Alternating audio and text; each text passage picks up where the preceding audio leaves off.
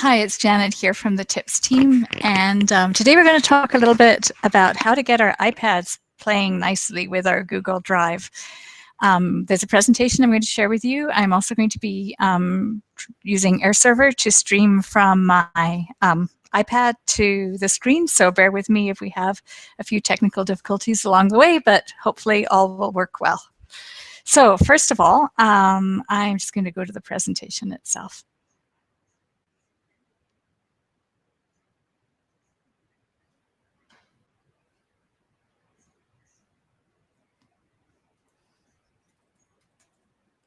Okay, so first of all, we're setting up the iPad to work seamlessly with the Drive. You'll see the link to this presentation on the page where the actual Hangout is. So you can follow along at your own pace or look at it later on if you'd rather do that. So in terms of iPads and Drive, just a couple of things to provide a little bit of a context. Here in Edmonton Public Schools, we're very much a Google district. We find that we have over 20,000 Chromebooks in our school district that students and teachers use, and they provide an economical way for students to do all sorts of activities. And when you're using Chrome apps on an iPad, the functionality is somewhat limited. Also, the cost of an iPad compared to a Chromebook, an iPad is much more expensive. So the big thing to kind of remember in the background is to use the best tool for the purpose. However, there is a way that they can work really well together. iPads are particularly good because, like for creating media, so if students are, creating photos of work that they've done or commenting, creating videos where they film work that they've done and they're commenting, reflecting on that work, to be able to have those short anecdotal pieces of evidence of learning, that's a wonderful way to use your teacher iPad. The challenge, of course, that people come up with is if we have all of this information that's sitting on your iPad, how do you get it to your Drive?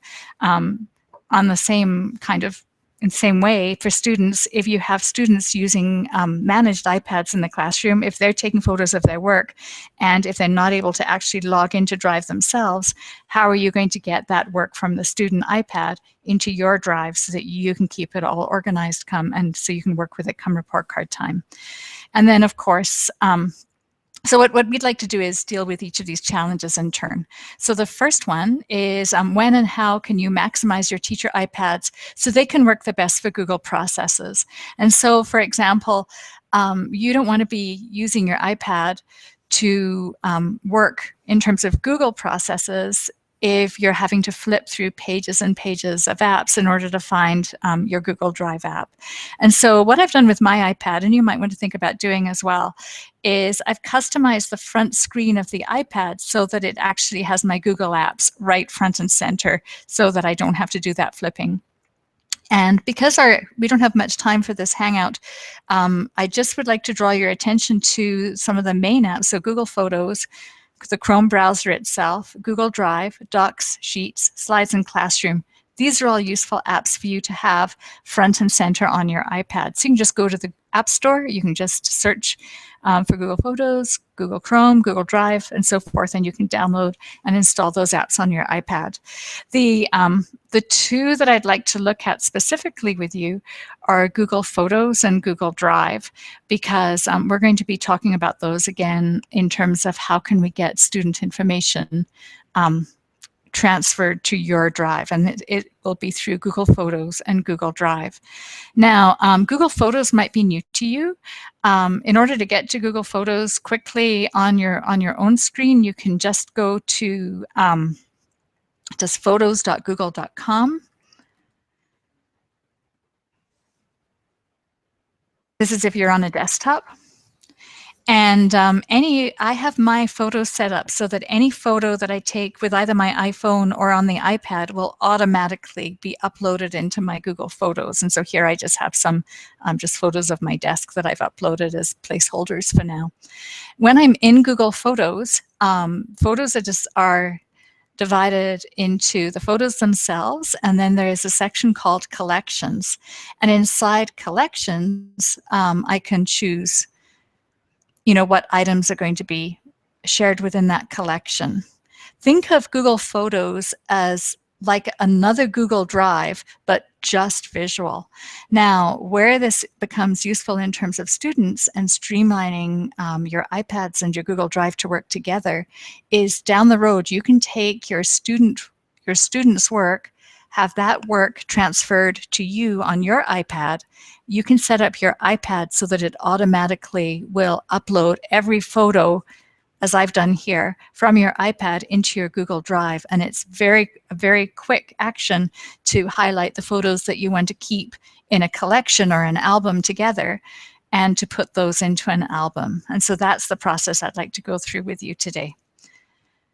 So I'll just click back to my presentation.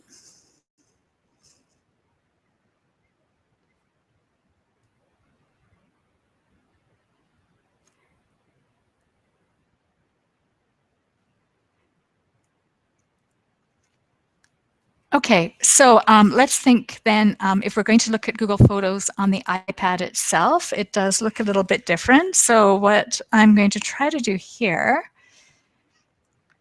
is I'm just logging into my iPad right now.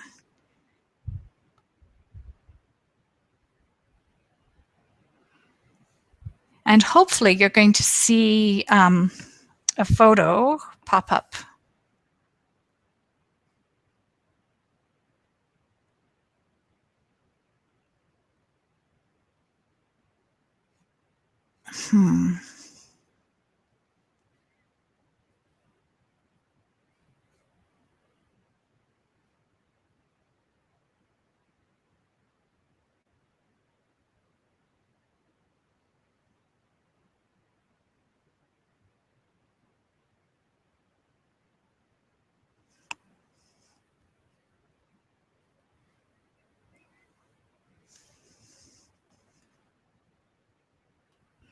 There we go.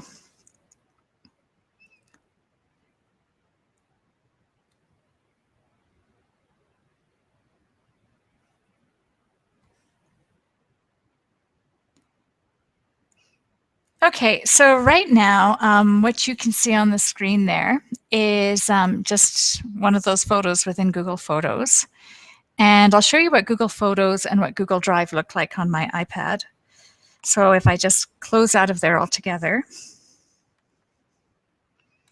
this is that front page of the iPad that you can see further behind. When I'm on that front page, I can click into my Google Photos, which I have at the top. And the icon for it is very similar to that icon for the Apple Photos. I've actually moved my my iPad Photos icon to the next screen.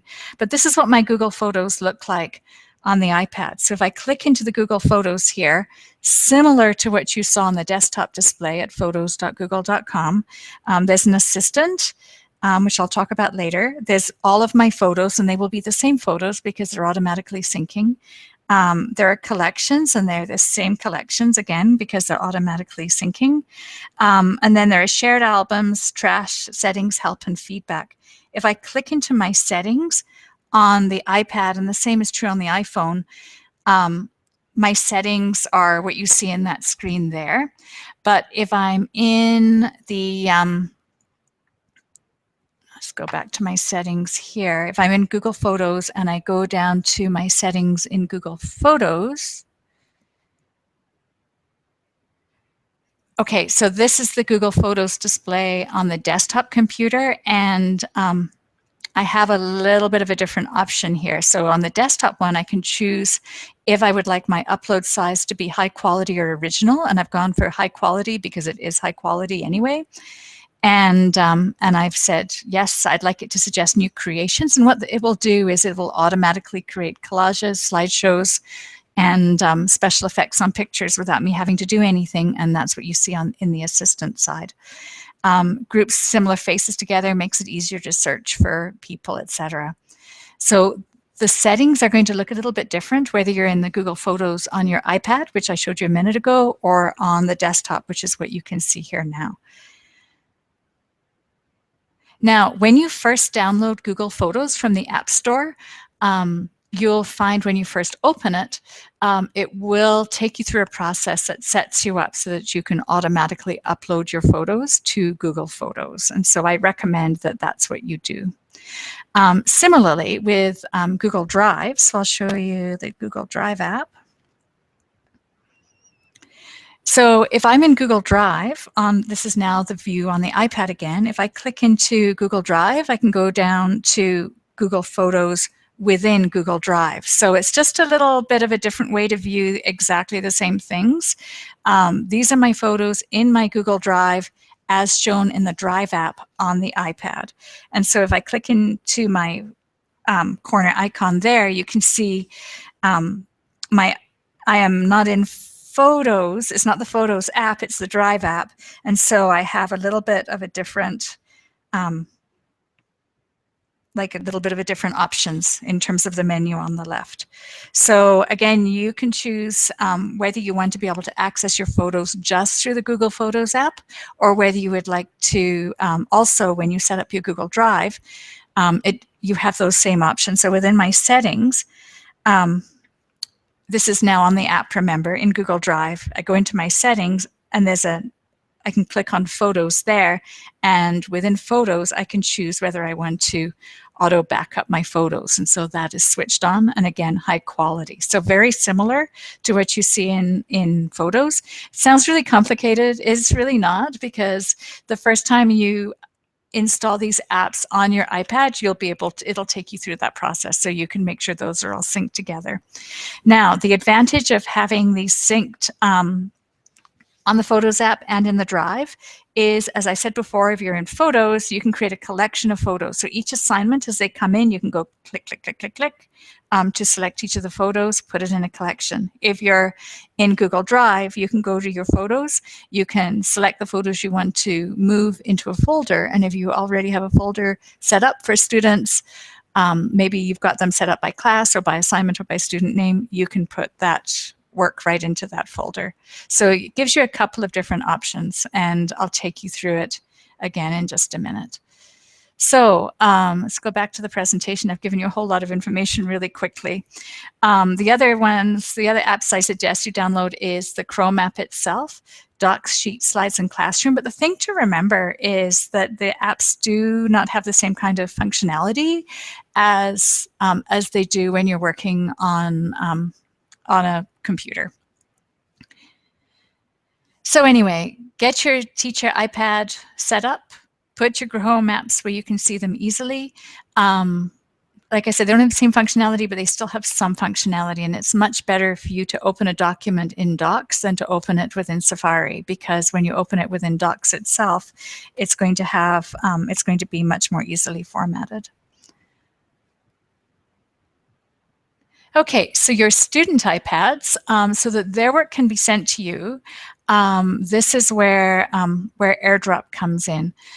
Currently, we have a number of schools that are purchasing iPads, but because it's hard to share that work back to the teachers, the iPads end up not getting used. And so we have 3 possible solutions here, but you'll see how I like the idea of setting up the routine to facilitate the saving of work all the way back to your drive again.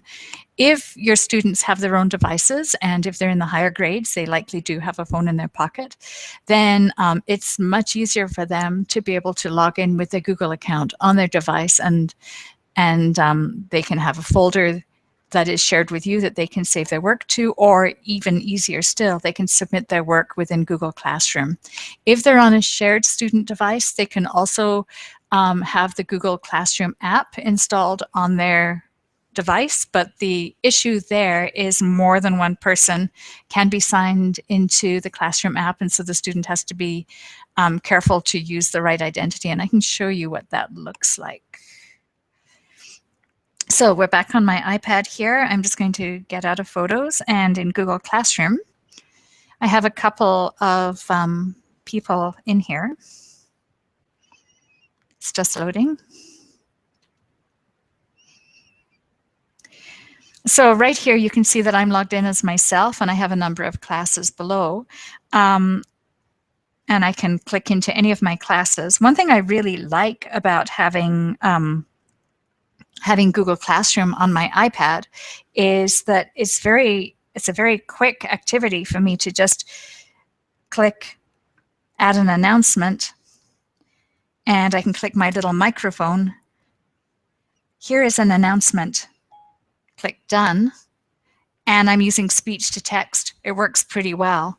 And I can just post work as I go. So I'm mobile, I'm away from the front of the room, and I'm able to build resources for my class right there. And wherever the students are, if they have their notifications on, which is the default, they're going to see those announcements. So yeah, Classroom's great on the iPad for the teacher. It's great for students who have their own devices as well. However, this is my teacher account. Now I'm logged in as a student. And as you can see, it's as simple as touching on somebody's picture to suddenly be in somebody else's set of classes under that other person's identity. So if you've got a shared student devices, and if you are using those devices in order to access Google Classroom, I would be really careful about ensuring that that the iPad is only being used with a limited number of people, and that there are no like trust issues in terms of them getting the information to the right place. I don't think it's really a good way to go. And you'll see with the third alternative here, this is much, much better. Set up a routine to facilitate the saving of your and your students' work to Drive. So the first thing that a student would have to do is, or I guess for yourself, the first thing that you need to do is to be able to have your iPad set up with AirDrop so that students can quickly drop their files to you. So here's I'm going to try doing this in front of you here. So back to my iPad. Okay, so my AirDrop is set up so that anybody, so I just swiped up from the bottom of my iPad, and just to, you can see where it says Janet's PC. That's because I'm streaming my iPad to the PC right now. To the left, it says AirDrop. And I have my AirDrop set up so that everybody who is around me can see me. So if I'm a teacher and I have 30 students in my room and they've each taken a photo of the work that they've done today, that student can then come in with their device and they can AirDrop that to me. I'm going to show you how to do it with my phone here. So I'm just logging into my phone. And I'm just going to put my AirPlay on so you'll be able to see my phone up there too. There we go. And so now on my phone, I'm going to go, this is my phone. I'm going to go into some photos. Get back to the beginning here. And I'll go into my camera roll and I'll just pick an image. Now, let's say this is an image of my work. I'm just going to, and you can't see this, I see on your screen, in the very bottom of the picture. So this would be like down in the corner here. On your screen, there'll be a little box with an arrow on it. And so if you just click on that, this screen appears, and this is where you can choose how you're going to save. So if you're a student, you've got one photo or maybe more than one photo, you can check, on and off which ones you want to appear. And you'll see that as I've been chatting here, Janet iPad has turned up. So I know that I can now just hand in my work. Sorry about that, it just flipped to the iPad. So I'm going to say tap to share with AirDrop. So I tap my phone. And now on the iPad, as you can see on the right, it says Janet Bell is sharing a photo. So that photo has popped up. And so now on the iPad, I now automatically have that photo shared with me. So if you think of a number of students in your class, they can all just take their picture, select their photo, and they can share it with AirDrop, and then you just have it. Now, you just have it, and where is it? It's sitting inside your Google Photos. So, so when I go to my photos,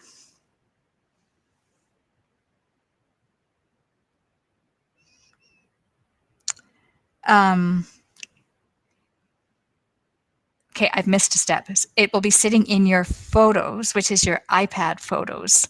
And if you have set up your iPad Photos folder to sync with your Google Photos folder, then that will appear in your Google Photos folder as well, which mine is. And so it's appearing right here in my Google Photos folder. Okay, so the next step then, if you have downloaded the Google Photos app and Google Drive app, as we talked about before, onto your iPad, you can set that up so that it automatically uploads the photos from one to the other. So as long as the students are using AirDrop to share with you, what you've done on your iPad will automatically sync with your Google Photos. And then the last step is for you to go into your albums and to take the student work and put it together into a collection, or to go into Drive and make the collection in there. So let's go do that. So I'm going to go to my Google Photos again. So here I am in my photos. I'll do a refresh.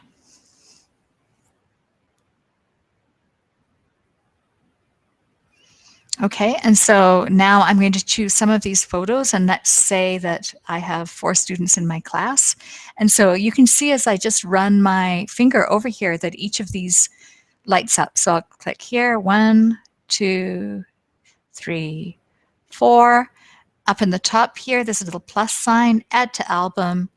I'll go album. And I can choose an album that I already have. So maybe I have an album for a particular class. I want to put them all in that class together, or maybe I have an album for an assignment. I'm just going to create a new album, and I'm going to call it Hangout Photos. Enter. So now those photos are just sitting in an album called Hangout Photos right there. So very, very quick to get your work organized together. If I'm in my Google Drive, and I'll just refresh. And let's say I have photos for the assignment either within Classroom or just folders from my students that I've set up in my Drive. I can go into my Google Photos here. And same thing, I can just select that photo. I can hold down my Control key and pick other photos. And then I can right click and say Move to, and then I can move them into whatever file I choose to put them in my Drive. So that's 2 ways you can take the student information and save it. One by very quickly making a collection in Photos, and the other one by making a folder in Drive. So that's a ton of information there. The last thing I have here, and I'll just speak about it very quickly, is that if you are going to save the folders in Drive itself, you do need to set up the folders in Drive ahead of time. So you're going to go to your Drive, and you're going to go New Folder, and you can set up the folder that way. If you use the Drive app on your iPad, it actually works really quickly. Let's find this again.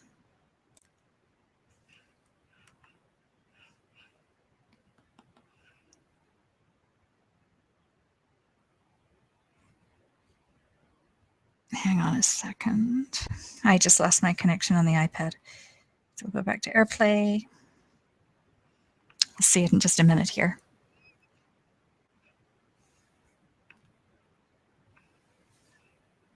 There we go.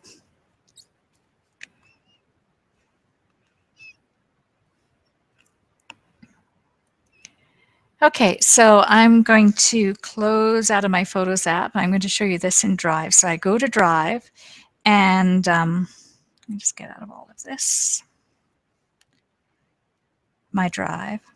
So if I'm in Drive and I'd like to make a folder quickly with some student names, I can take advantage again of the iPad's speech to text. So I can just go plus, and I'm going to create a new folder, and I'm going to call it Day 2, Block 1, English 30-1. And change that to the number 2, that to a number 1, create. And so now I'm just going to go to my recent so I can find it.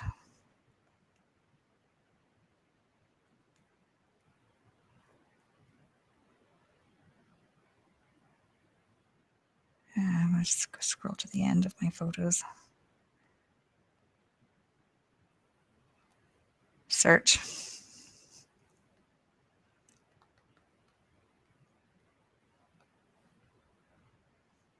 Okay, so now I can open that folder.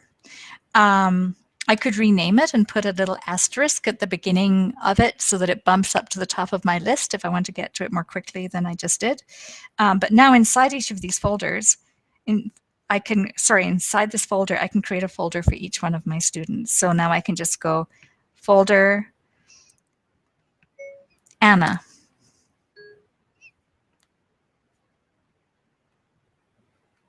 Folder.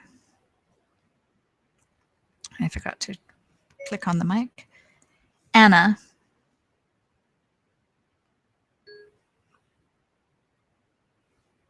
New folder. Microphone. Johnny. Create. New folder.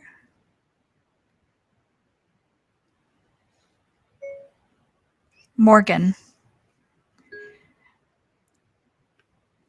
Okay, and I'm going through these so quickly because they're on air, but when you click create, you have to click done before you go on to the next one, and that's where I just kind of messed up a little bit there. So if I go here, folder, David. Let's try one more time. Plus, folder, David. Then I click done, then I click create. So you don't click create until you see the person's name right there.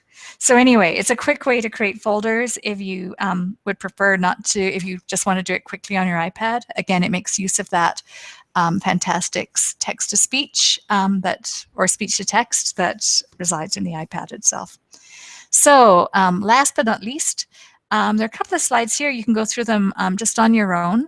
One of them looks at the idea of docs versus notes when you've got an iPad. Another one gives you things to really think about to make sure that your use of the iPad is really maximizes, is you're getting the best bang for your dollar if your students are using 21st century skills, if they're creating evidence of learning and so forth.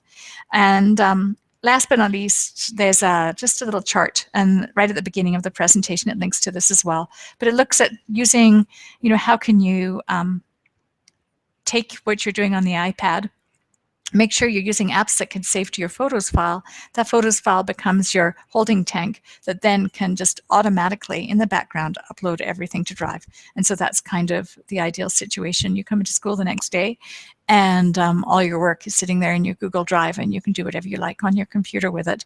And it's right there. It's all done. So that was a lot to get through in not very much time. So hopefully email me, janet.bell@epsb.ca if you have any questions, and hope that's useful for you.